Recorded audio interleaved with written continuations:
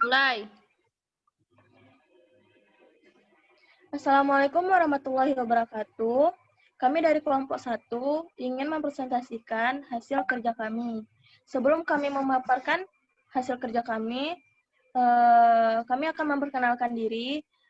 Saya Iin Drianti dan ada beberapa teman saya yaitu Ririn Drianti, Siti Fadila, Wina Aprilia, dan Yuli Safitri. Nah, judul presentasi kami hari ini yaitu peran guru pada abad 21. Lagi pendahuluan.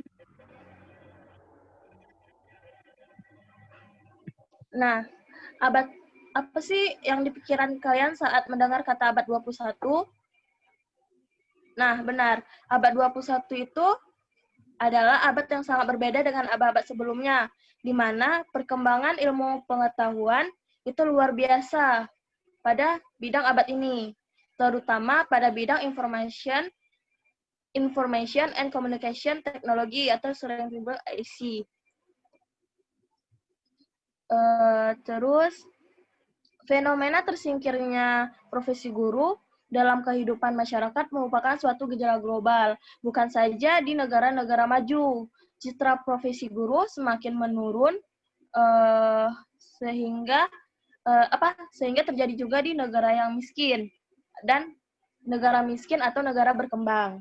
Namun demikian, tak ada golongan masyarakat yang tidak membutuhkan profesi guru.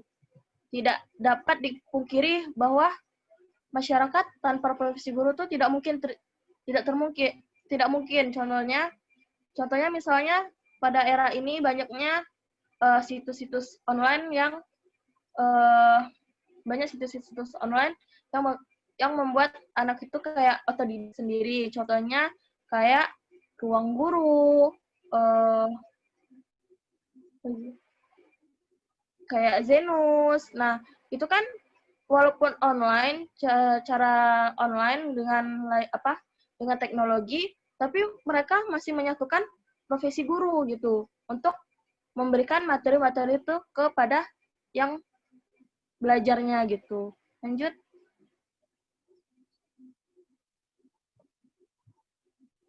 Siti lanjut.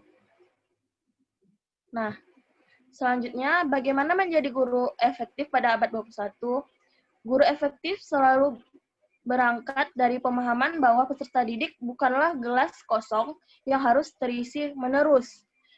Namun, guru efektif di abad 21 memahami betul bahwa peserta didik merupakan generasi Z yang senantiasa berinteraksi dengan data dan informasi. Guru efektif juga tidak berfokus kepada penyajian pengetahuan sebatas fakta atau konten saja, namun harus memiliki orientasi pengembangan keterampilan penting abad 21. Maksudnya di sini, abad ini itu guru tidak hanya untuk kayak kasih ada gelas kosong, kasih air terus-menerus, enggak. Pada abad ini itu guru hanya kasih sedikit siswa yang akan mengembangkan kualitas mereka gitu. Guru hanya memantau. Kalau misalnya ada yang kurang-kurang atau salah gitu, guru yang membenarkan seperti itu. Nah, ada tipe 4 guru efektif pada abad 21, yaitu yang pertama adalah guru mediator. Ciri guru mediator ini adalah guru yang cirinya tuh monoton. Dia hanya berpaku pada buku, membaca, habis itu selalu duduk. Biasanya guru tipe mediator ini hanya mau menuangkan kewajibannya aja gitu, tanpa kewajibannya aja, tetapi susah menerima kritikan dari orang lain atau dari siswanya. Dampak dari guru mediator ini banyak peserta didik itu akan sangat bosan, sangat menjadi malas, dan dampaknya tuh akan berujung ke negatif, yang dimana kalau misalnya gurunya monoton, pasti siswanya malas untuk belajar gitu, nggak paham apa yang diajarkan karena gurunya cuma membaca tanpa mengetahui karakter siswanya gimana gitu. Terus yang kedua adalah guru yang baik. Guru tipe ini memiliki kemampuan dan ceramah yang sangat bagus, berinteraksi dengan siswa bagus, akan tetapi gaya mengajarnya masih teacher center. Masih banyak guru hanya memahami materi penjelasan dengan baik, namun gagal memahami peserta didiknya. Nah, yang ketiga itu adalah guru superior. Guru seperti ini biasanya memanfaatkan media pembelajaran, sehingga materi dapat dipahami dan diingat. Guru superior ini sudah mampu menciptakan pembelajaran yang berbasis peserta didik, namun dirinya tetap aktif. Contohnya, guru superior ini memanfaatkan media pembelajaran itu contohnya misalnya kayak praktikum gitu. Nah, praktikum mungkin di sekolah tersebut itu tidak ada lab, jadi gurunya bisa menggunakan media video atau animasi untuk pembelajaran praktikum tersebut. Jadi siswanya, peserta didiknya mampu mengetahui materi yang diajarkan gitu. Nah, yang keempat adalah great teacher, di mana guru seperti ini sangat dibutuhkan oleh bangsa. Kenapa? Karena tipe guru ini sudah memiliki efektor, jadi kayak memiliki sesuatu gitu, di mana setiap proses pembelajarannya selalu dilandasi oleh panggilan jiwa, ibadah, dan merasa dosa apabila siswanya itu tidak memahami materi tersebut gitu. Dan guru tipe ini tampil mempesona namun canggih. Maksudnya di sini memiliki literasi yang baik atau teknologi yang baik, mampu menggunakan teknologi yang baik, pandai beranalogi, bermetafora, ramah dan wibawa, dan dapat dipahami oleh siswa.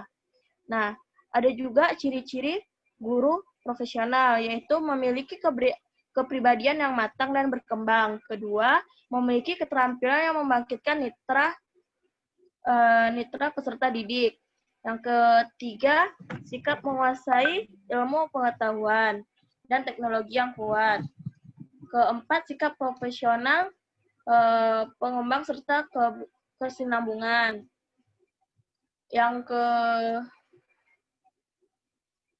Yang kelima, menguasai subjek. Maksudnya itu subjek itu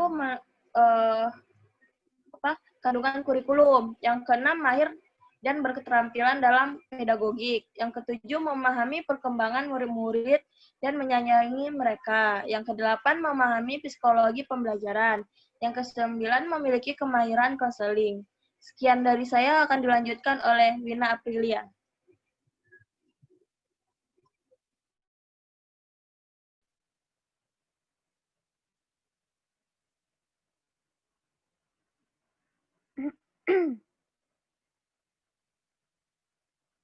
Baik, di sini saya akan menjelaskan tentang tantangan guru pada abad 21. Guru pada abad 21 dan abad selanjutnya ditantang untuk melakukan akselerasi terhadap perkembangan informasi dan komunikasi, pembelajaran di kelas, dan pengelolaan kelas. Pada abad ini harus disesuaikan dengan standar kemajuan teknologi informasi dan komunikasi, yang menurut Susanto 2010 itu ada 7 tantangan. Yang pertama, yaitu teaching multicultural society, yang maksudnya mengajar di masyarakat yang memiliki beragam budaya dan kompetensi multibahasa. Dan yang kedua adalah teaching for the construction of meaning, maknanya mengajar untuk mengkonstruksi makna konsep. Dan yang ketiga adalah teaching for active learning, mengajar untuk pembelajaran aktif. Dan yang keempat adalah teaching and technology, mengajar dengan teknologi. Dan yang kelima ada teaching with new view about abilities, mengajar dengan pandangan baru mengenai kemampuan. Dan yang keenam ada teaching and choice, mengajar dan pilihan. Dan yang ketujuh ada teaching and accountability, mengajar dengan akuntabilitas. Dan di sini, guru yang mampu menghadapi tantangan tersebut adalah guru yang profesional, yang memiliki kualifikasi akademik dan memiliki kompetensi-kompetensi antara lain kompetensi profesional, kompetensi pedagogik, kompetensi kepribadian, dan kompetensi sosial. Baik, di sini saya akan menjelaskan kompetensi profesional. Kompetensi profesional ini meliputi ada 5 bagian. Yang pertama, menguasai substansi bidang studi dan metodologi keilmuan. Berarti maksudnya di sini guru harus menguasai bidang ilmu yang dia pegang. Maksudnya bidang ilmu materi yang akan diajarkan. Dan yang kedua, menguasai struktur dan materi kurikulum bidang studi. Yang ketiga, menguasai dan memanfaatkan teknologi informasi dan komunikasi dalam pembelajaran. Maknanya, guru mampu memanfaatkan teknologi. Di zaman sekarang ini, semuanya serba teknologi. Jadi, guru pada abad 21 ini diharapkan mampu menguasai teknologi, informasi, dan komunikasi yang baik terhadap peserta didiknya. Dan yang keempat ada mengorganisasikan materi kurikulum bidang studi. Yang kelima, meningkatkan kualitas pembelajaran melalui penelitian tindakan kelas. Dan selanjutnya ada kompetensi pedagogik. Di sini ada 9 bagian. Yang pertama, memahami karakteristik peserta didik dari aspek fisik, sosial, kultural, emosional, dan intelektual. Di sini guru mampu memahami karakteristik peserta didik tersebut. Harus memahami bagaimana fisik atau bagaimana sikap si peserta didik tersebut. Yang kedua, memahami latar belakang keluarga dan masyarakat peserta didik dan kebutuhan belajar dalam konteks kebinekaan budaya. Maksudnya, si guru harus memahami bagaimana latar belakang budaya si peserta didik, bagaimana latar belakang keluarga si peserta didik. Contohnya, kita sebagai calon guru ditugaskan ke daerah Papua. Kita harus menyesuaikan kebudayaan mereka dan kita harus memahami kebudayaan mereka. Dan selanjutnya, memahami gaya belajar dan kesulitan belajar peserta didik. Di sini, guru diharapkan mampu memahami kesulitan belajar si peserta didik tersebut. Yang keempat, memfasilitasi pengembangan potensi peserta didik. Yang kelima, menguasai teori dan prinsip belajar serta pembelajaran yang mendidik. Yang keenam, mengembangkan kurikulum yang mendorong keterlibatan peserta didik dalam pembelajaran. Yang ketujuh, merancang pembelajaran yang mendidik. Dan yang kedelapan, melaksanakan pembelajaran yang mendidik. Bagaimana sih pembelajaran yang mendidik? Pembelajaran yang mendidik adalah pembelajaran yang didasarkan yang pertama dari karakteristik. Guru tersebut diharapkan bisa mendorong si peserta didik tersebut keterlibatan dalam pembelajaran. Dan yang kesembilan, mengevaluasi proses dan hasil pembelajaran. Di sini maknanya si guru mampu mengevaluasi hasil dari pembelajaran, mampu melihat bagaimana pembelajaran di kelas tersebut atau di peserta didik tersebut. Dan selanjutnya ada kompetensi kepribadian. Di sini ada 5 bagian. Yang pertama, menampilkan diri sebagai pribadi yang mantap, stabil, dewasa, arif, dan berwibawa. Maknanya, guru harus memiliki pribadi yang mantap, maksudnya pribadi yang bisa dicontoh oleh siswa-siswanya, yang memiliki sikap yang berwibawa. Yang kedua, menampilkan diri sebagai pribadi yang berakhlak mulia dan sebagai teladan bagi peserta didik dan masyarakat. Guru tidak hanya teladan bagi siswa-siswanya, tetapi harus jadi suri teladan juga di lingkungan masyarakatnya. Dan yang ketiga, memiliki sikap perilaku, etika, dan tata cara berpakaian dan bertutur bahasa yang baik. Kita sebagai calon guru dan nantinya akan jadi guru, harus mampu menyesuaikan pakaian. Seorang guru itu berpakaianlah dengan sopan. Berbicaralah dengan semestinya, tidak bisa berbicara dengan siswa secara ceplos-ceplos. Yang kelima, mengembangkan diri secara berkelanjutan. Kita sebagai guru nanti tidak cukup ilmunya, mentok di situ. tapi kita terus mengembangkan diri, terus belajar, dan terus bisa sehingga siswa-siswa kita tuh mampu mengembangkan diri dan mampu terlibat dalam pembelajaran. Yang keempat ada kompetensi sosial. Di sini berkomunikasi secara efektif, empatik dengan peserta didik, orang tua peserta didik, sesama pendidik, tenaga kependidikan. Seorang guru di sini diharapkan mampu berkomunikasi juga dengan orang tua murid atau orang tua si peserta didik, dan mampu juga berkomunikasi sesama masyarakat, sesama guru, dan sesama lingkungan di sekitarnya. Yang kedua, berkontribusi terhadap pengembangan pendidikan di sekolah dan masyarakat. Guru harus langsung terlibat dalam pembelajaran pendidikan, baik itu di sekolah ataupun di lingkungan masyarakatnya. Yang ketiga, berkontribusi terhadap pengembangan pendidikan di tingkat lokal, regional, nasional, dan global. Yang keempat, memanfaatkan teknologi informasi dan komunikasi untuk berkomunikasi dan mengembangkan diri. Di sini guru sangat diharapkan bisa memanfaatkan teknologi, karena di zaman sekarang ini semuanya serba teknologi. Seperti yang kita rasakan sekarang, kita belajar dalam jaringan atau daring. Yang kelima, memiliki sikap, perilaku, etika, dan tata cara berpakaian dan bertutur bahasa yang baik.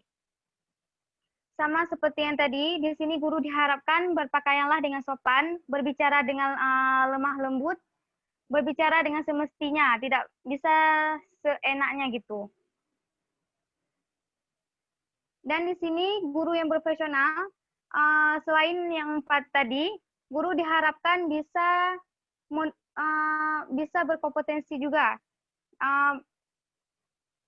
Guru yang berprofesional selain memiliki 4 kompetensi tersebut, menurut Profesor Haris Suparto memiliki ciri-ciri profesional yang lain, diantaranya memiliki wawasan global holistik, yang kedua memiliki daya ramal ke depan, yang ketiga memiliki kecerdasan, kereaktifan, dan inovasi, yang keempat memiliki kemampuan bermasyarakat, yang kelima menguasai iptek, yang keenam memiliki jiwa dan wawasan kewirausahaan, yang ketujuh memiliki akhlakul karimah, yang kedelapan memiliki keteladanan, yang kesembilan bekerja secara efisien dan efektif, yang kesepuluh menguasai bahasa asing. Baik, cukup sekian presentasi dari saya kembalikan ke moderator.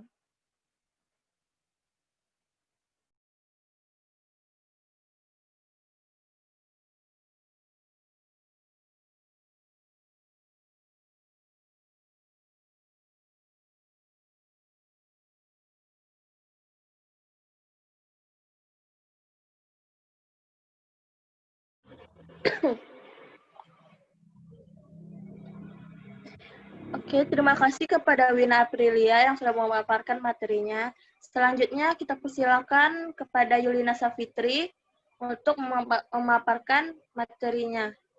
Kepada Yuli kami persilahkan. Terima kasih kepada Ilin Dianti. Baiklah, saya akan melanjutkan presentasi tentang karakteristik guru pada abad 21. Perubahan paradigma pendidikan tidak dapat dilepaskan dari peran guru karena informasi terkini senantiasa mengalir kepada siswa atau kerja keras yang dilakukannya. Karena itu, pada hakikatnya guru itu dibutuhkan. Setiap orang dan semua orang sangat mengharapkan kehadiran citra guru yang ideal dalam dirinya. Pada abad 21, menuntut peran guru yang semakin tinggi dan optimal. Jadi, adapun karakteristik guru pada abad 21 ini adalah yang pertama, memiliki semangat juang dan etos kerja yang tinggi, disertai kualitas, keimanan, dan ketakwaan yang mantap. Yang kedua, mampu memanfaatkan iptek sesuai tuntunan lingkungan sosial dan budaya di sekitarnya. Jadi, seperti kita pada saat ini sedang mengalami wabah corona, Jadi guru yang dulunya sering mengajar di sekolah, maka sekarang harus belajar menggunakan daring. Berarti salah satu karakteristik guru itu harus bisa memanfaatkan ilmu, pengetahuan, dan teknologi dengan baik, sehingga bisa mengaplikasikannya pada saat keadaan seperti kita rasakan saat ini. Terus yang ketiga, berperilaku profesional, tinggi dalam mengemban tugas dan menjalankan profesi. Yang keempat, memiliki wawasan yang luas dan tidak picik dalam memandang berbagai permasalahan. Maksud tidak picik di sini yaitu guru mampu menempatkan dirinya dalam posisi. Jika guru memiliki jiwa yang picik, maka guru tersebut tidak akan pernah menjadi sukses.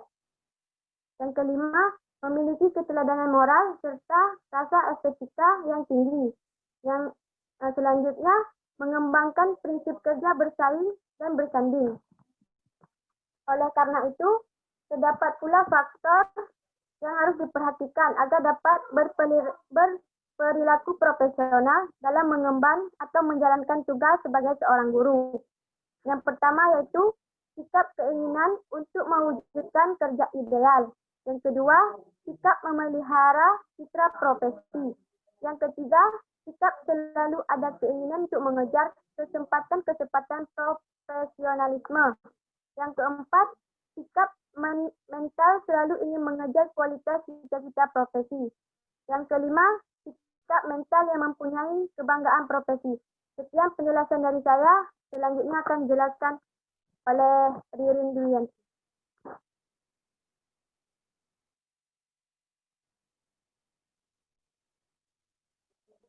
Baik, terima kasih kepada Yulina Safitri. Selanjutnya materi akan dipaparkan oleh Ririn Dwiyanti. Kepada Ririn kami persilahkan. Baik, terima kasih kepada Iin Indrianti yang telah mempersilahkan saya. Selanjutnya, saya akan menjelaskan tentang keterampilan guru abad 21. Nah, abad 21 ini memang merupakan mengembangkan mengenai teknologi. Jadi, semasa pandemi inilah kita rasakan teknologi yang sangat berkembang.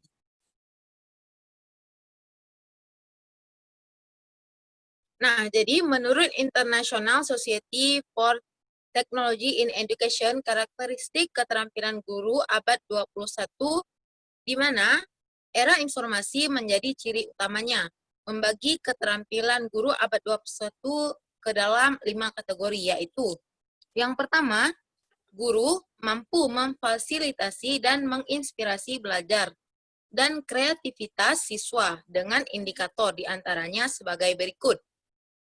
Nah, indikator yang pertama, guru harus mampu mendorong dan mendukung dan memodelkan penemuan dan pemikiran kreatif dan inovatif. Nah, selanjutnya, melibatkan siswa dalam menggali isu dunia nyata dan memecahkan permasalahan otentik menggunakan tool dan sumber-sumber digital. Sumber-sumber digital yang dimaksudkan bisa dari jurnal yang diperoleh dari Google Scholar. Nah, kemudian yang ketiga, guru harus mendorong refleksi siswa menggunakan tool kolaboratif untuk menunjukkan dan mengklarifikasi pemahaman, pemikiran, perencanaan konseptual, dan proses kreatif siswa. Yang kedua, guru harus merancang dan mengembangkan pengalaman belajar dan asesmen era digital dengan indikator sebagai berikut.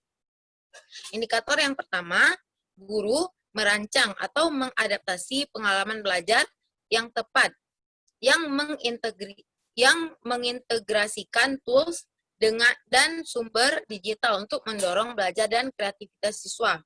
Kemudian, guru mengembangkan lingkungan belajar yang kaya akan teknologi, yang memungkinkan semua siswa merasa ingin tahu dan menjadi partisipan aktif dalam menyusun tujuan belajarnya, mengelola belajarnya sendiri, dan mengukur perkembangan belajarnya sendiri. Yang ketiga, guru harus menjadi model cara belajar dan bekerja di era digital dengan indikator sebagai berikut. Indikator yang pertama, guru harus menunjukkan kemahirannya dalam sistem teknologi dan mentransfer pengetahuan ke teknologi dan situasi yang baru. Kemudian, guru harus berkolaborasi dengan siswa, sejawat, dan komunitas menggunakan tool-tool dan sumber digital untuk mendorong keberhasilan dan inovasi siswa.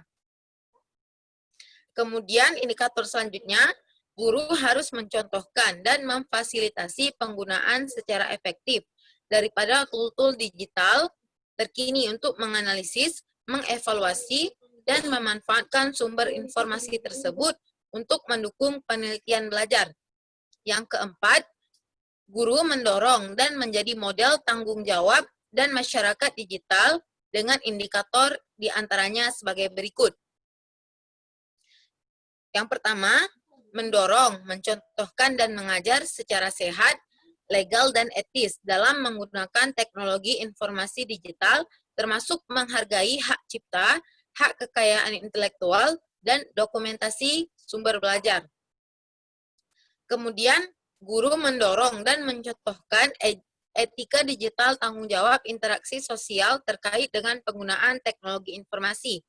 Yang ketiga, guru mengembangkan dan mencontohkan pemahaman budaya dan kesadaran global melalui keterlibatan partisipasi dengan kolega dan siswa dari budaya lain menggunakan tool komunikasi dan kolaborasi digital. Yang terakhir adalah yang kelima, guru berpartisipasi dalam pengembangan dan kepemimpinan profesional dengan indikator sebagai berikut. Yang pertama, berpartisipasi dalam komunitas lokal dan global untuk menggali penerapan teknologi kreatif untuk meningkatkan pembelajaran. Kemudian, guru harus berkontribusi terhadap efektivitas, vitalitas, dan pembaharuan diri terkait dengan profesi guru, baik di sekolah maupun dalam komunitas. Slide selanjutnya, Siti. Nah, selanjutnya ada peranan guru abad 21. Tuntutan dunia internasional terhadap tugas guru memasuki abad ke-21 tidaklah ringan. Guru diharapkan mampu dan dapat menyelenggarakan proses pembelajaran yang bertumpu dan melaksanakan 4 pilar yang dianjurkan oleh Komisi Internasional UNESCO untuk pendidikan, yaitu yang pertama, learning to know. Itu maksudnya belajar untuk mengetahui. Berarti siswa dianjurkan untuk mencari dan memahami, tapi guru berperan aktif dalam pembelajaran ini. Yang kedua ada learning to do. Nah, di sini peserta didik ditekankan pentingnya untuk mementingkan interaksi belajar dengan pengalamannya. Yang ketiga, learning to be. Nah, di yang ketiga ini, peserta didik diharapkan dan difasilitasi untuk mewujudkan apa yang dicita-citakan. Yang keempat, learning to live together. Artinya, belajar untuk hidup. Di sini, guru berfungsi untuk memberikan informasi bahwasanya peserta didik tersebut harus hidup dalam masyarakat ataupun harus berkolaborasi dengan masyarakat. Nah, jika dilihat dari keempat pilar tersebut, hal yang harus dilakukan guru adalah guru dituntut untuk kreatif, bekerja secara tekun, dan harus mampu dan mau meningkatkan kemampuannya. Nah, berdasarkan tuntutan tersebut, seorang guru akhirnya dituntut untuk berperan lebih aktif dan lebih kreatif. Nah, guru yang pertama, guru tidak hanya menguasai ilmu pengetahuan sebagai produk, tetapi terutama sebagai proses. Nah, guru di sini harus memahami disiplin ilmu pengetahuan yang dia tekuni. Karena itu lebih dari saja pemakai ilmu pengetahuan, tetapi harus menguasai epistemologi dari disiplin ilmu tersebut. Yang kedua, guru harus mengenal peserta didik dalam karakteristiknya sebagai pribadi yang sedang dalam proses perkembangan, baik cara pemikirannya, perkembangan sosial dan emosional, maupun perkembangan moralnya. Yang ketiga, guru harus memahami pendidikan sebagai proses pembudayaan, sehingga mampu memilih model belajar dan sistem evaluasi yang memungkinkan terjadinya proses sosialisasi berbagai kemampuan, nilai, sikap dalam proses mempelajari berbagai disiplin ilmu. Dalam hubungannya dengan dipandang dari segi diri pribadinya, seorang guru harus berperan sebagai yang pertama, seorang yang pekerja sosial, yaitu seseorang yang memberikan pelayanan kepada masyarakat. Contohnya, seorang dosen yang melakukan pengabdian masyarakat. Yang kedua, pelajar dan ilmuwan, yaitu seorang yang harus senantiasa belajar secara terus-menerus untuk mengembangkan penguasaan keilmuannya. Yang ketiga, orang tua. Artinya, guru adalah wakil orang tua peserta didik bagi setiap peserta didik di sekolah. Yang keempat, guru dijadikan model keteladanan. Artinya, guru tersebut harus berperilaku yang baik, yang bisa dicontoh kepada peserta didiknya. Yang kelima, pemberi keselamatan bagi setiap peserta didik. Peserta didik diharapkan akan merasa nyaman jika berada dalam didikan gurunya. Cukup sekian yang dapat saya sampaikan. Terima kasih atas segala perhatiannya. Saya kembalikan kepada moderator. Baik, terima kasih kepada Ririn Wiyanti. Selanjutnya adalah materi terakhir yang akan dipaparkan oleh Siti Fadila. Kepada Siti Fadila, kami persilahkan.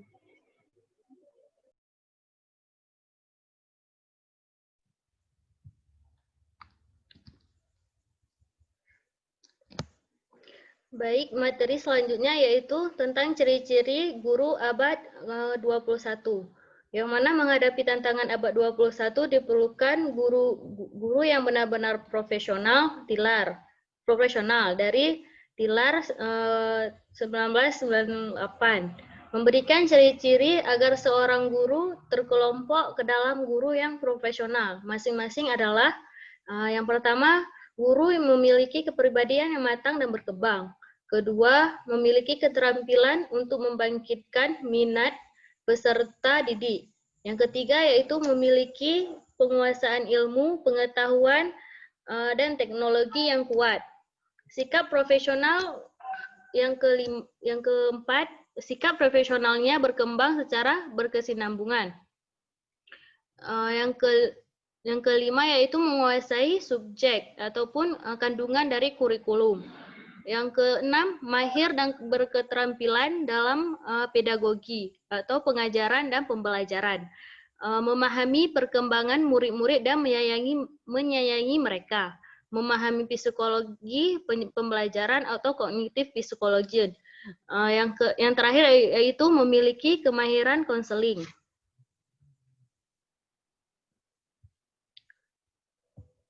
Selanjutnya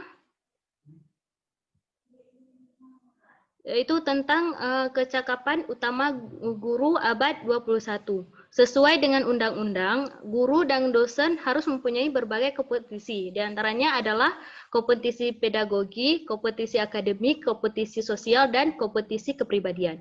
Nah, di samping keempat kompetisi tersebut, dalam pembentukan para siswa beradaptasi terhadap perubahan sosial dan teknologi di abad ke-21 ini, guru juga harus mempunyai kecakapan utama yang meliputi satu yaitu akuntabilitas dan kemampuan beradaptasi.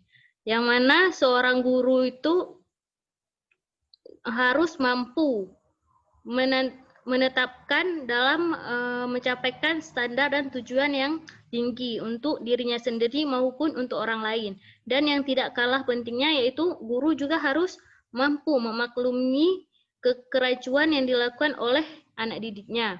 Yang kedua yaitu kecakapan berkomunikasi, yang mana kecakapan ini meliputi memahami, mengelola, dan menciptakan komunikasi yang efektif dalam berbagai bentuk dan isi baik secara lisan, tulisan maupun menggunakan multimedia.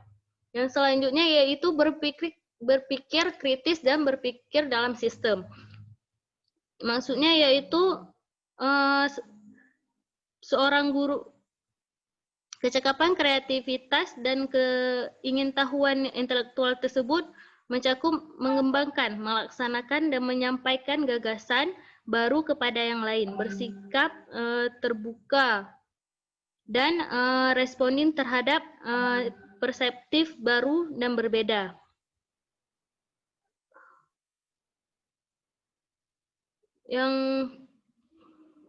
Yang keempat yaitu kreativitas dan keingintahuan intelektual. Selama ini pembelajaran yang dilakukan guru itu berlangsung monoton. Salah satu penyebabnya adalah tidak adanya kreativitas dan keingintahuan intelektual guru. Dia mengajarkan hanya memodalkan teori keguruan yang ia peroleh sekian puluhan tahun yang lalu. Yang kelima yaitu bercakap melek informasi dan media. Agar proses pembelajaran yang dilakukan guru di kelas menarik dan menantang, maka di era globalisasi dan tanpa batas seperti sekarang ini, guru harus mampu menganalisis, mengakses, mengelola, mengintegrasi, mengevaluasi, dan menciptakan informasi dalam berbagai bentuk dan media. Yang keenam yaitu kecakapan hubungan antar pribadi dan kerjasama. Sebagai makhluk sosial yang hidup di tengah-tengah masyarakat, guru juga dituntut harus mampu menunjukkan kerjasama berkelompok dan kepemimpinan, mampu beradaptasi dalam berbagai peran dan tanggung jawab, maupun bekerja secara produktif dengan yang lain, mampu menempatkan empati pada tempatnya, serta mampu menghormati perspektif yang berbeda dengan pendiriannya. Yang ketujuh, identifikasi masalah, penjabaran, dan solusi. Yang mana dalam menghadapi masalah sekecil apapun, guru tidak boleh ceroboh dalam menanganinya. Oleh karena itu, guru dituntut untuk mempunyai kemampuan dalam menyusun, mengungkapkan, menganalisis, dan menyelesaikan masalah dengan baik. Yang ke-9 yaitu pengarahan pribadi.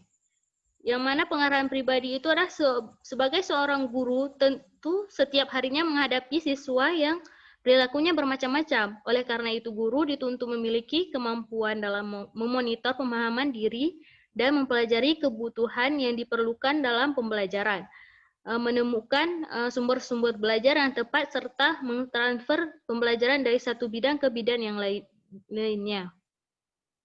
Yang terakhir yaitu tanggung jawab sosial, yang mana orang tua masyarakat menyekolahkan anaknya di suatu sekolah mempunyai harapan agar anaknya berubah, baik dari segi perilaku maupun kecakapan kompetensinya.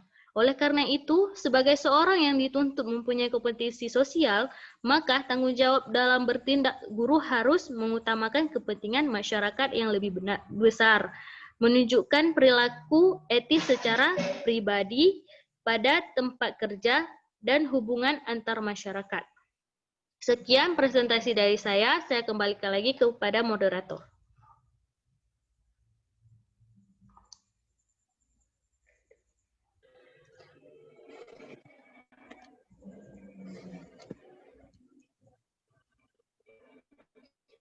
Baik, terima kasih kepada Siti Fadila yang telah memaparkan materi terakhir kita. Dengan berakhir Siti Fadila memaparkan dan berakhir pula presentasi kami. Untuk pertanyaan kita bisa diskusikan setelah materi ini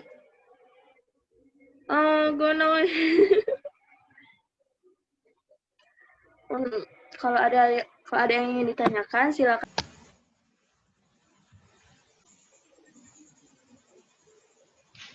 Udah.